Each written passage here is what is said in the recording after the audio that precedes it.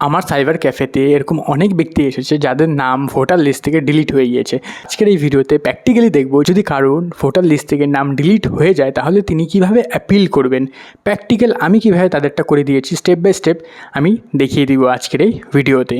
দেখুন, এটার ফার্স্ট স্টেপটা তো খুবই ইজি, কিন্তু তাও একবার আমি বলে দিচ্ছি যারা আজ পর্যন্ত কখনো করেনি, যাতে তারাও এই ভিডিওটা দেখে করতে পারে।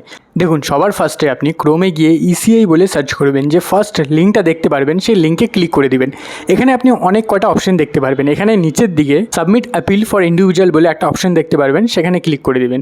যদি আপনার অ্যাকাউন্ট তৈরি করা থাকে আগে থেকেই ইসিআই পোর্টালে, তাহলে ডাইরেক্ট ফোন নাম্বার, ক্যাপচা আর ওটিপি দিয়ে লগ ইন করে নেবেন। আর যদি না তৈরি করা থাকে তাহলে এখানে যে সাইন ইন বাটনটা আছে এখানে প্রেস করবেন। সাইন আপে ক্লিক করার পরে আপনার ফোন নাম্বার এবং ক্যাপচাটা দিবেন। তারপরে আপনার নাম আর লাস্ট নেম দিবেন, নাম আর পদবিটা দিবেন, দিয়ে রিকোয়েস্ট ফর ওটিপিতে ক্লিক করবেন। ক্লিক করার পরে আপনার ফোনে একটা ওটিপি চলে আসবে ওই নাম্বারে। ওই ওটিপিটি দিয়ে আপনি আপনার অ্যাকাউন্টটা তৈরি করে নেবেন।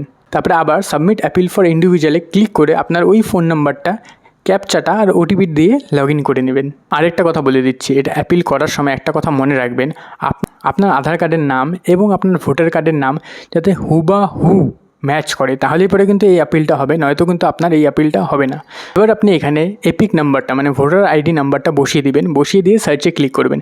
সার্চে ক্লিক করার সাথে সাথে আপনার নামটা শো হয়ে যাবে, আপনার সমস্ত ডিটেলস এখানে শো হয়ে যাবে। এখানে আপনি আপনার এপিক নাম্বারটা মানে ভোটার কার্ডের নাম্বারটা বসিয়ে দিবেন। তার ফার্স্টে আপনার নাম শো করবে, তারপরে আপনার সেই মোবাইল নাম্বারটা শো করবে, তারপরে এখানে আপনার ফুল অ্যাড্রেসটা লিখে দিতে হবে। এখানে আপনি আপনার ফুল অ্যাড্রেস লিখে দিবেন, আপনার village, post, district, police station, pincode সমস্ত কিছু আপনি এখানে লিখে দেবেন। লিখে দেওয়ার পরে এখানে ব্রিফ ফ্যাক্টস অফ দ্য অ্যাপিলে আপনাকে কী লিখতে হবে আর তার নিচে রিলিফসে কী লিখতে হবে আমি বলে দিচ্ছি। এটা করার জন্য সবার ফার্স্টে আপনাকে আপনার নোটিশটা চেক করতে হবে, আপনার নোটিশটা কী বিষয়ে আছে। যেরকম আমি একটা এক্সাম্পল দিয়ে বুঝিয়ে বলছি। এবং আমার ক্যাফেতে একজন ব্যক্তি এসেছিল যার কি নাম ডিলিট হয়ে গিয়েছিল। কিসের জন্য ডিলিট হয়ে গিয়েছিল নোটিশটার মধ্যে দেওয়া ছিল। নোটিশটার মধ্যে বলা ছিল যে উনি যে আছে যার নাম ডিলিট হয়েছে তার বাবার নামের সাথে মিসম্যাচ হচ্ছে। তো আমি সমস্ত কিছু দেখলাম, এখানে একটুখানি স্পেলিং মিস্টেক আর আগে পিছিয়ে হয়ে গিয়েছে নামটা, তাই ওনার নামটা ডিলিট হয়ে গেছে। সমস্ত কিছু দেখে আমি চ্যাট জিপিটিকে এই প্রম্পটটা দিলাম, ঠিক আছে। এখানে স্পেলিং মিস্টেক হতে পারে কারণ অনেক লোক ছিল, অনেক তাড়াহুড়ায় করা হয়েছে। আর chat GPT spelling mistake ignore করে দেয়, ওটা মানে ওর বুদ্ধি আছে ভালো, ঠিক আছে, ও সব কিছু বুঝে যায়। এটা আমি ওকে বলে দিয়েছি। বলে দেওয়ার পরে আমি বলে দিয়েছি ওকে কী করতে হবে, ঠিক আছে। রিফ্যাক্ট করতে বলেছি এবং রিলিফটাও আমি করতে বলেছি চ্যাট জিপিটিকে। তো সমস্ত কিছু আমাকে গুছিয়ে সাজিয়ে বানিয়ে লিখিয়ে দিয়েছে, ঠিক আছে।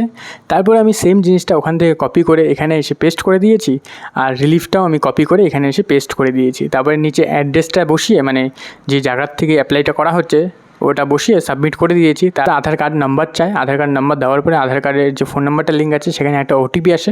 ওই ওটিপিটা সাবমিট করার সাথে সাথে এই জিনিসটা সাবমিট হয়ে যায়, এরকম একটা ফর্ম বেরিয়ে আসে।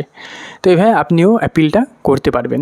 চ্যাট জিপিটির সাহায্য নেবেন, খুব সহজভাবে হয়ে যাবে। সমস্ত কিছু ভালোভাবে ওখানে বলে দিবেন চ্যাট জিপিটিকে আগেই।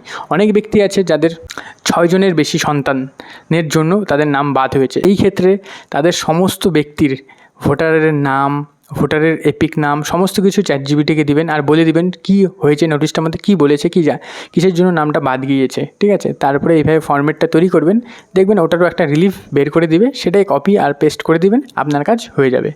আর এরকম আরও ভিডিও দেখার জন্য চ্যানেলটিকে অবশ্যই সাবস্ক্রাইব করে নেবেন। আর ভিডিওটা পছন্দ হলে ভিডিওটাকে লাইক করে দেবেন।